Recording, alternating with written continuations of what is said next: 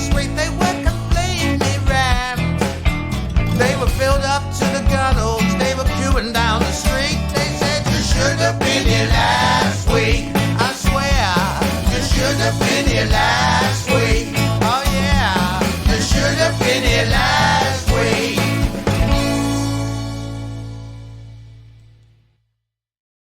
Hello, and welcome to the latest episode of You Should Have Been Here Last Week, the comedy podcast presented by myself, Steve Gribbin, and fellow comedian Paul Ricketts. Watcha.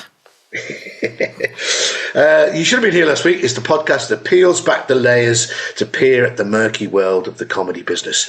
Each show we take a look at the duckers, the divers, the strivers, the thrivers, the tempestuous, the restless, the relentless, the content providers, the room dividers, the chiders, the cajolers, the holy rollers, all the various incendiary characters that go to make up this biz that we call comedy. And today's very special guest on the podcast is stand-up comedian, writer, TikTok star, and openly out and proud AFC Bournemouth fan, the one and only, the brilliant Andrew White. Welcome to the show, Andrew. Hello. Oh, what a lovely introduction. I appreciate that greatly. Yes. So we always ask, the first question is really, how did you get started? Yeah, well, I started very precociously at 15. Wow. I really loved comedy and I did love performing. I did musical theatre clubs and stuff. And I was like, well, I love performing. I love comedy. I'll just do them because I was an overly confident teenager, as they often are. And there was a youth open mic in Salisbury. So I went, and the person running it did improv comedy and knew a little bit about the circuit. So she was like, well, you're the only comedian. The lesson you have to learn is most open mics that are fully open mics will be almost entirely musicians. He's like, you're the only comedian, so you do a set at the top and then you can compare and then come back and compare every month. So that was sort of my start. And I had no idea where to go, but Flo was her name. It was very guiding in sort of getting me other gigs. Mm. Can you remember your first ever proper gig? Oh, wow. Goodness. My first pro circuit gig, well, because I went to the Fringe as well. Again, I just I had no knowledge of this. I didn't do a course or I didn't know about the forums or anything like that. So I knew about the Edinburgh Fringe. So I went and did 2 weeks at the Edinburgh Fringe. And then that's where I met comedians and found out about these Facebook forums. And coming back onto the forums, I offered to drive Tanya Lee Davis between two gigs, Portsmouth and somewhere else. And as I got to Portsmouth, the promoter said, there's a massive crash on the M1. I need an act.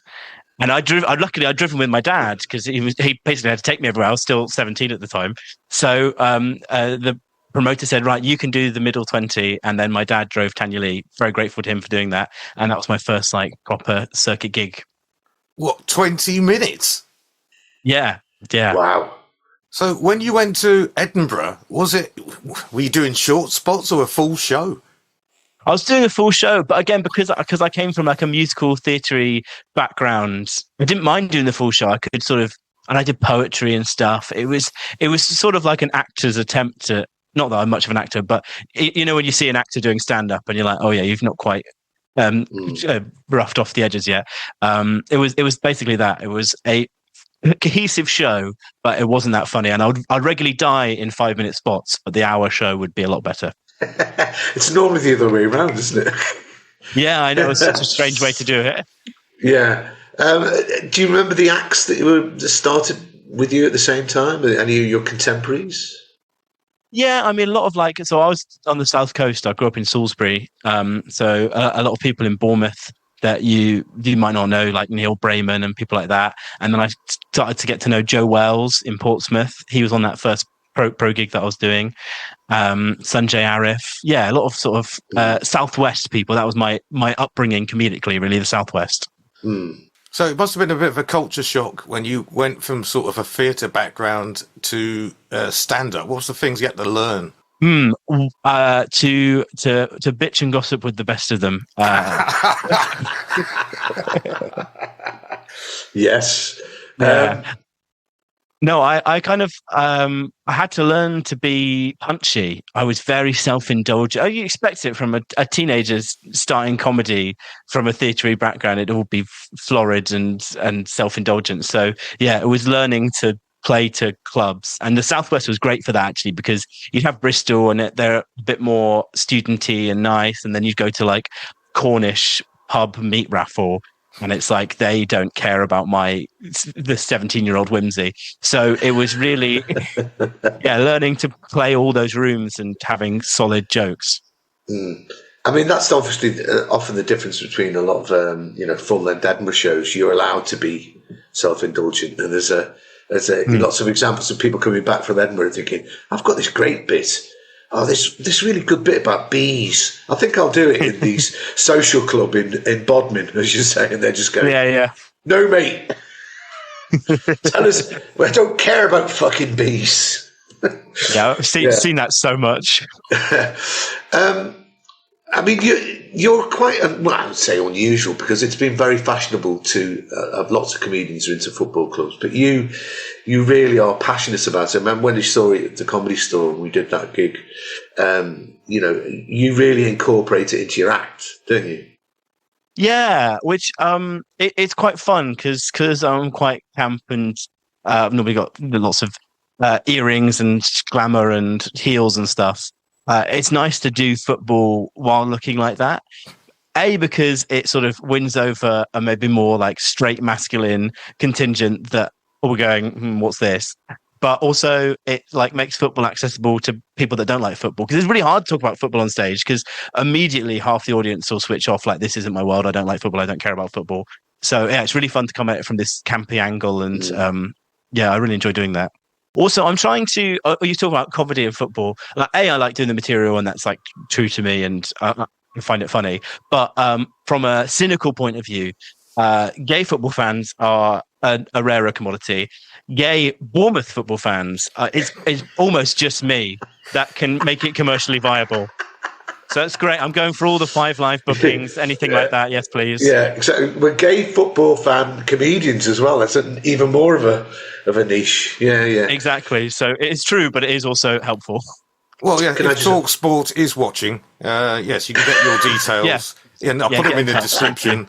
And we get, hopefully 10%. Oh, happily. Yeah. I mean, thanks for Milos Kerkez. We appreciate it. Really? It has been a mixed blessing, shall we say? Because he was brilliant for you, but he's really struggled. Hey, that's the story of that back line.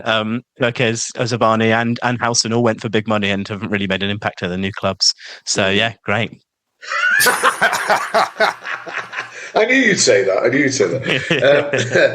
You got onto the pro circuit, and so you started off with 20 minutes. How much of that original 20 minutes is left? Any of it?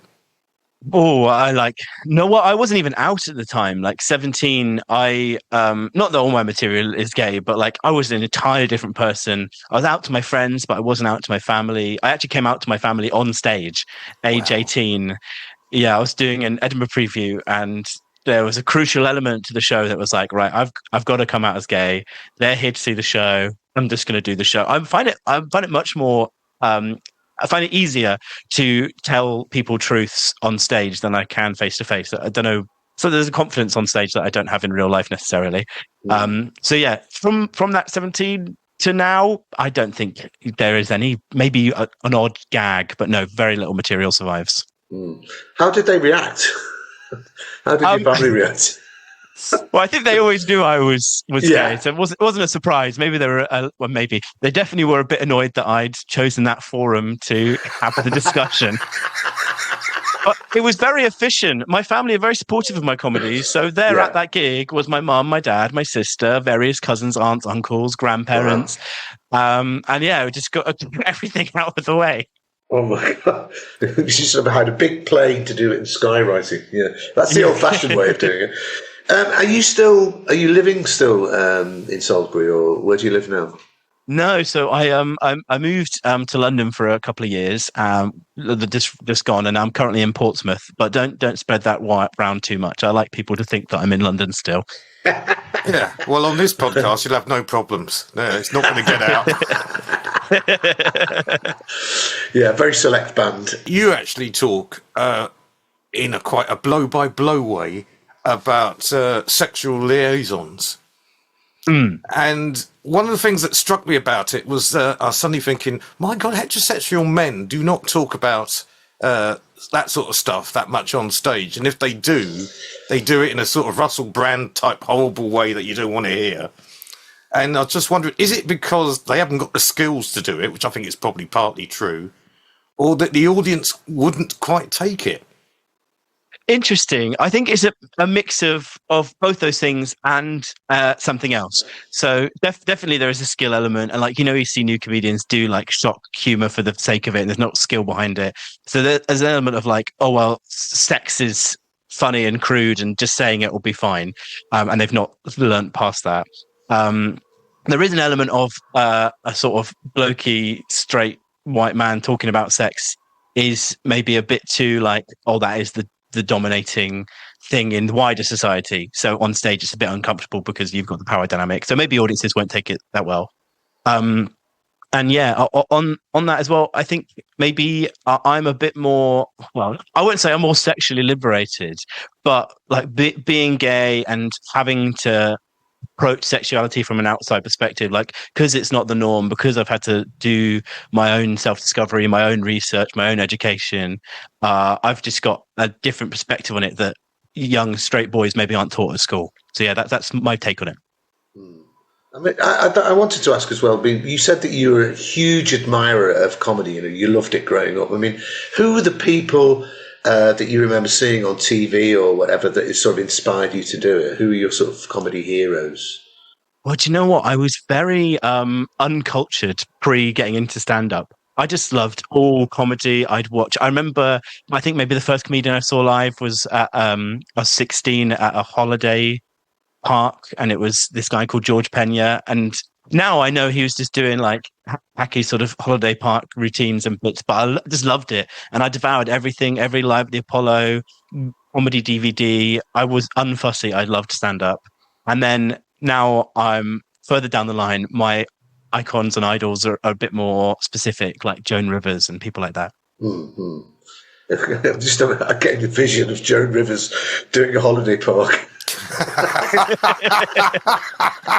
She would do anything for the right money. She was a very well, that's true woman. Actually. Yeah, I am here all week. Unfortunately, I mean, we've all done those. You've done a few, haven't you, Paul? Holiday parks. Yeah. I've done Bognor Regis, which was, and some really weird caravan sites in Norfolk. Just holiday parks in general.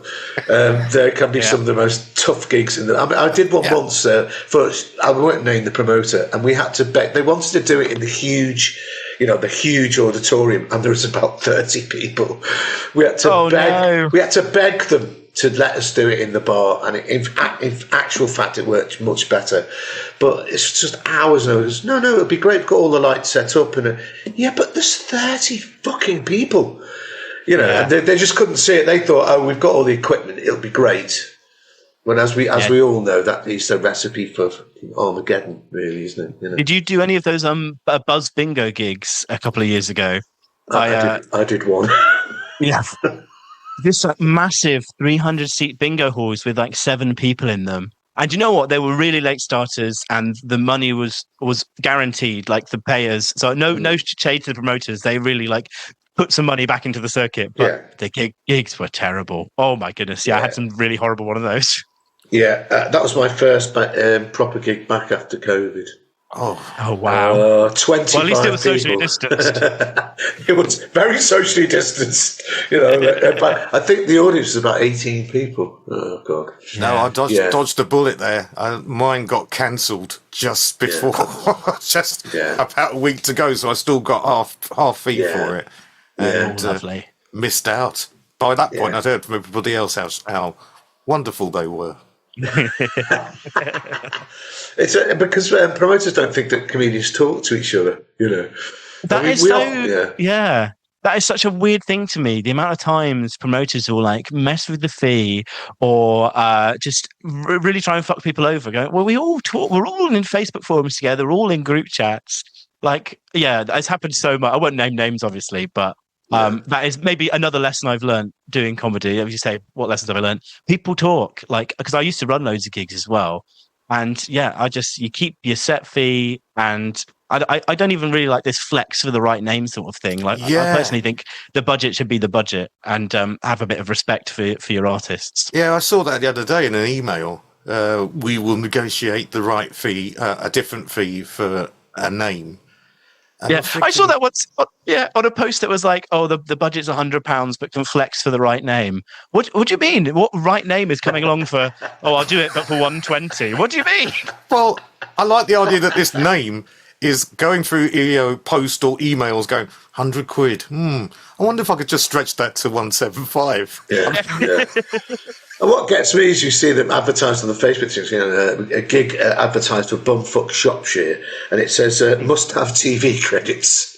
Yeah. It's like 120 quid. Must have TV. Oh God, yeah. Yeah, I am. One of my lessons I learned when I started pre-lockdown, and then the first year after lockdown, I ran loads of gigs, because that's the other thing. When I started, I didn't know where comedy was happening, and it certainly wasn't happening in and around Salisbury that much. So I just started gigs, and then venues were keen and they had money back then, and joyous. So I ran loads of those gigs. And the one that was really became problematic very quickly was slightly low summer sales. And then the promoter said, well, I can up the budget if you can get a name. And then, so I did How Crackendon came and did it. And then it was just playing with the budget, playing with the name. And then we had like Omid Jalili and Simon Brodkin, Milton Jones, big names, but that well runs dry very quickly. Yeah. And if the punters see that it's a name they don't really know, they go, oh, I'll just wait for the next one. So if you build a business on names, it's not sustainable. You've got to build it on quality. Yes, that's the Ivor Dembina rule that you've just quoted there. Yeah. Oh, really? Yeah, I remember him telling me, don't have big names, don't do that, because people want to trust you as a booker. And yeah, exactly if it's name only, then they'll, as you say, they will wait. Well, we've talked about this many times. It's like a spiral, isn't it? That, as you've just said, rather than ask, I'm a promoter that we talked about, is that punters would come up to, instead of going, is the headliner funny? They go, what's he been on? Yeah. Do I know them? And they were going, well, no, they're really good. Come and sit. No, nah. Yeah, we often talk about this on the podcast. I mean, what's your take on the current situation with fees and the money, etc.? Because it's getting pretty bad. I really thought that post-COVID would be a big reset, but it seems to have been delayed. I think everyone was so keen to get back to it that the reckoning of the situation is only now coming up. I'm seeing a lot of people post about feeling that they can't keep going or that they want to retire, whatever. Obviously, lovely Raymond Mr. Timpkins left the circuit. Yeah. And so, I think now we're in a bit of a reckoning phase. I think there will be a slight contraction of the circuit.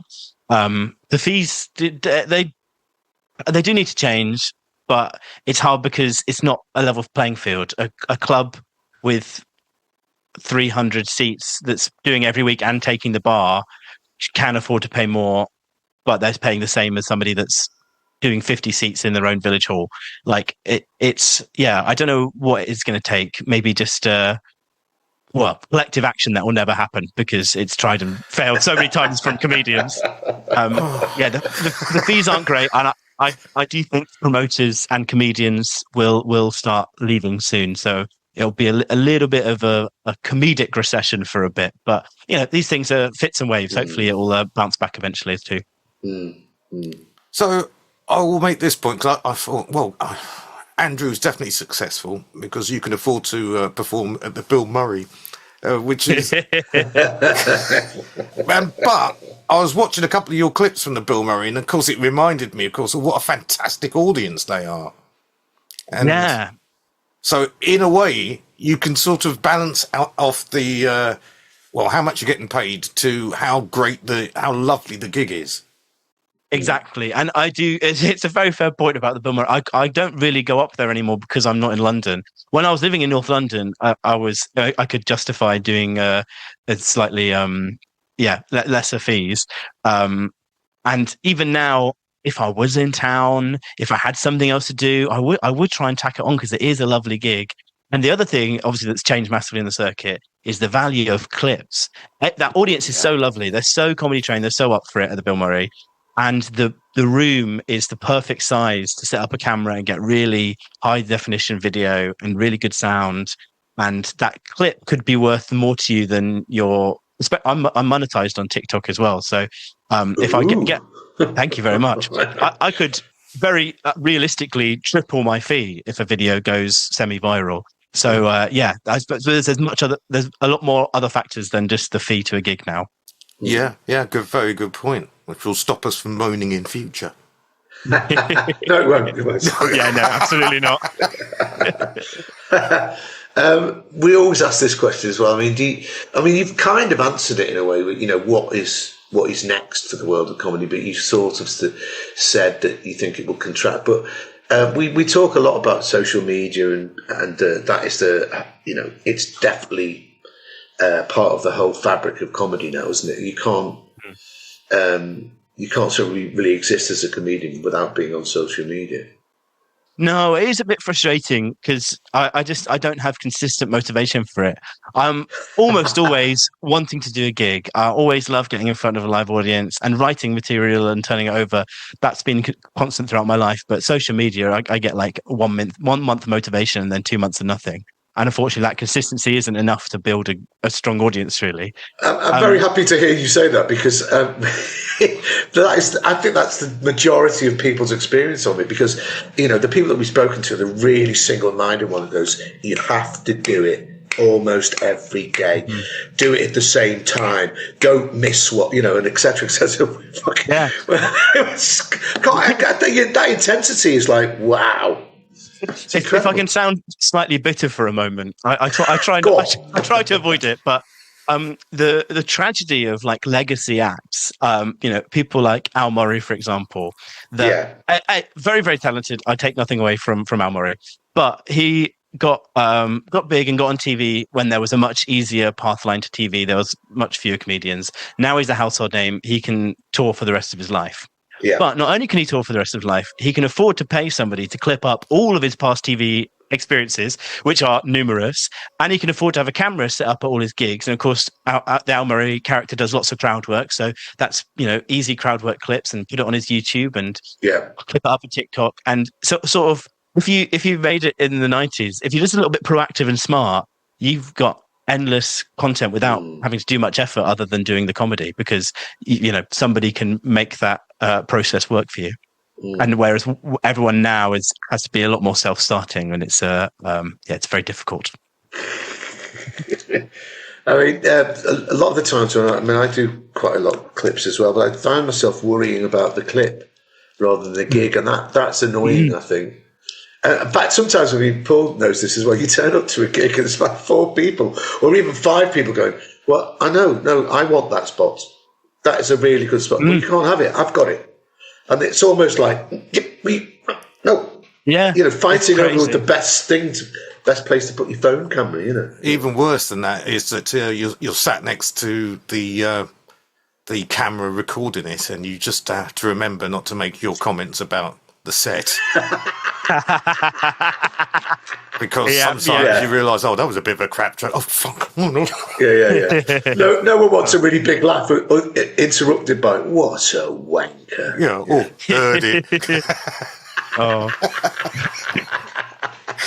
I actually did a clip once, and it was Eric McElroy's one, and the best slot on the thing, because it was like really, it's that King's the Grey Horse. It's not really great, but I had it on the table, and I did get some good clips, but most of it was ruined by somebody really close to the phone just going.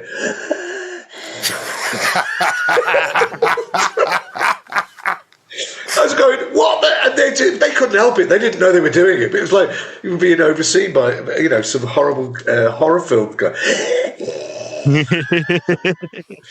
Oh dear.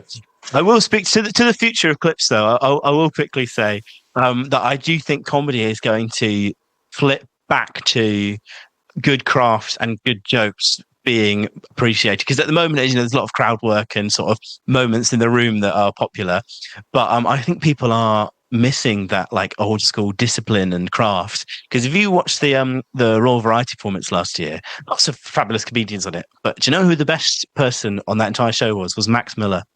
And I think people really love that, like, just, years of well-learned timing and joke craft.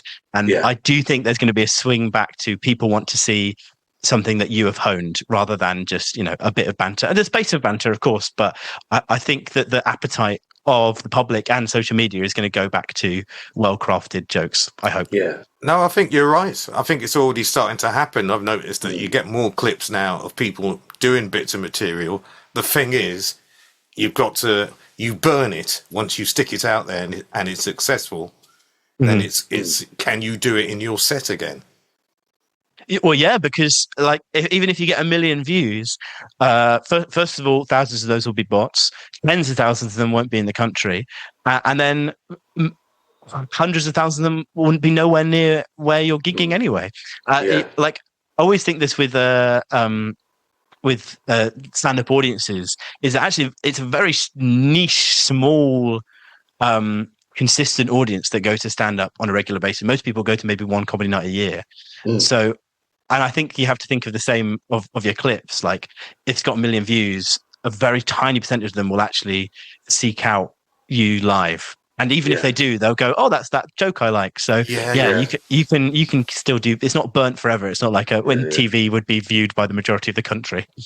Yeah, I mean, we've spoken to Jeff Innocence about this, and a lot of his most famous clips are the bits that he's been doing for years. And if he doesn't do them, somebody will come up to him afterwards and go, "Oh, what was the bit about the being the only white person in your house? I like that. Why didn't you do it?" It's like, so people do.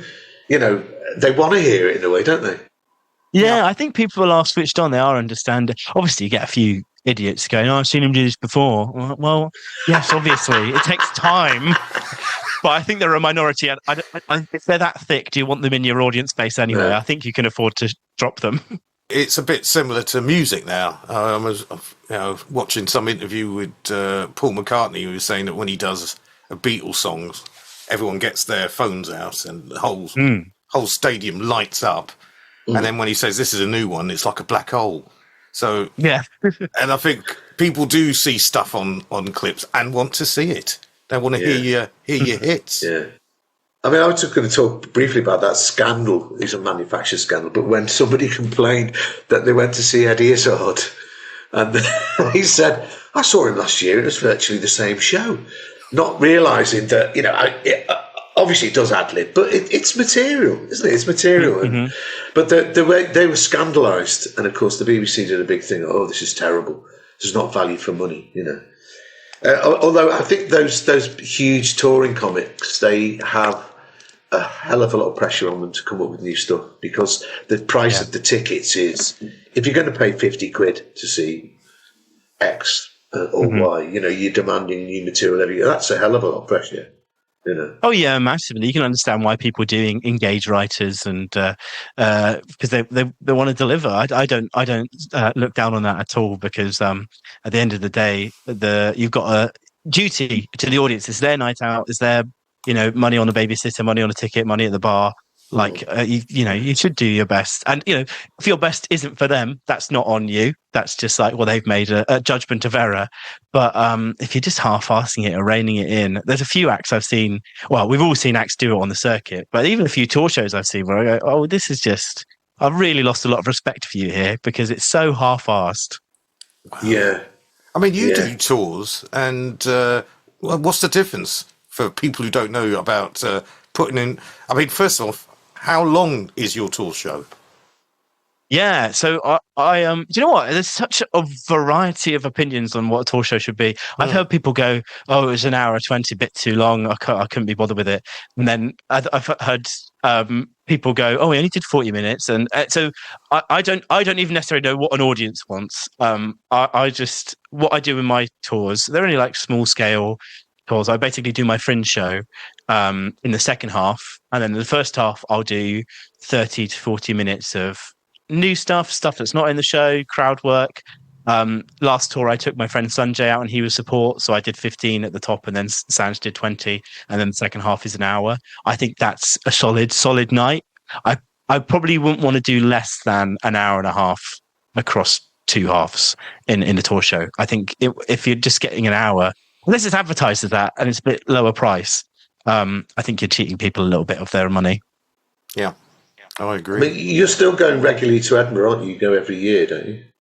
Yeah, I've not done a full run in a while. I'm doing a full run this year. This is my first full run since 2022. But I've always gone up for at least 5 days, a couple of weeks. I do really love it. I know it's very problematic as a festival, but I do think it's just there's nothing like it in the world, and even the slog and the hardship is like part of the flavor. Yeah, I mean, you may as well tell us what the show is. Oh, thank you. Yeah. So my show this year is called What a Life, and it's at Cabaret Voltaire at 5:45 every day. Woo. And thank you very much. Yeah, I'm looking forward to it. A month is you completely lose all outside perspective at the Fringe.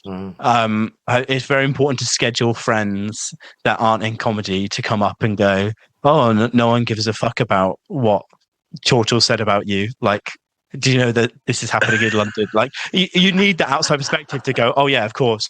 And yeah, so I'm really looking forward to doing this show. I'm only doing it because I really believe in the show. That is another thing I'll say about tour shows, about Fringe shows.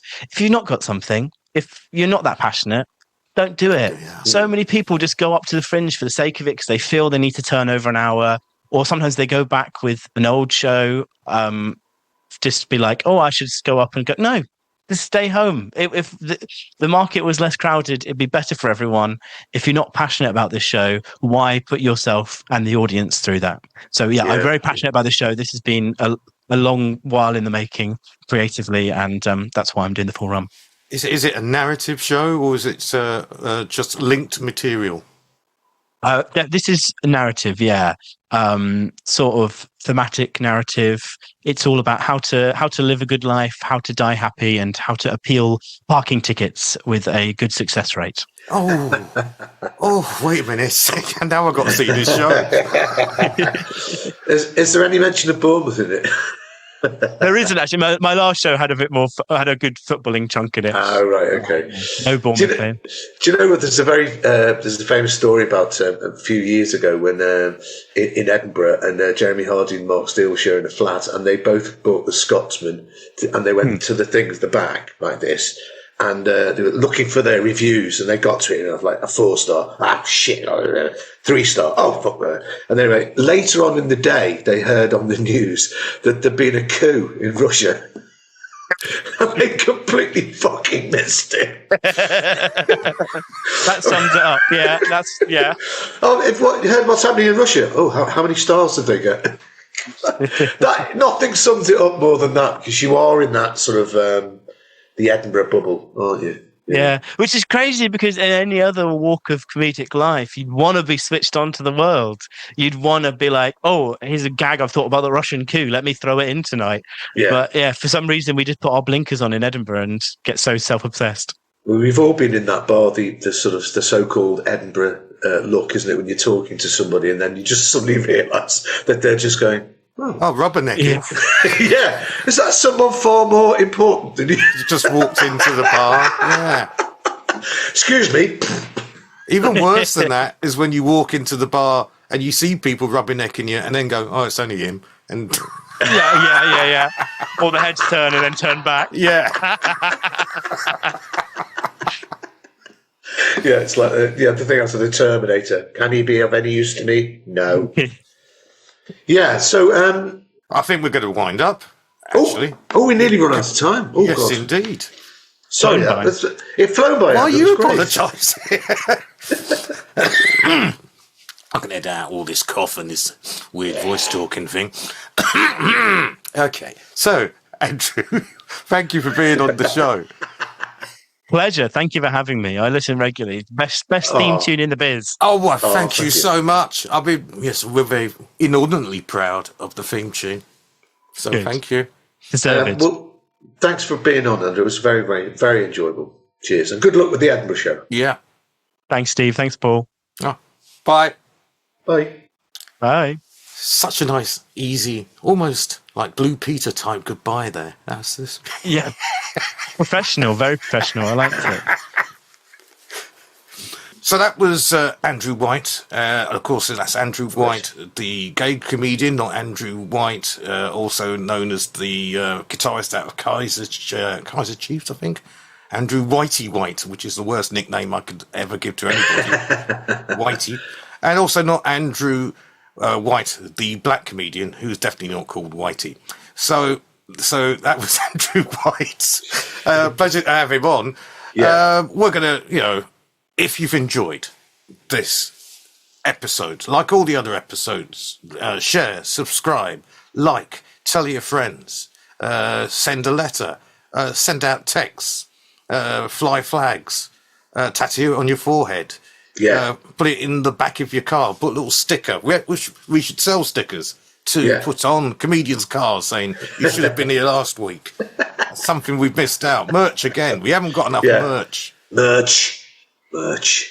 And also laser it across your forehead like that. Really sort of get a proper laser so you're bleeding. Yeah, I'll just be like projected. It's more theatrical. I want a bit of pain. No, I'm quite happy with a gobo. Actually, put a gobo and just project it on your head.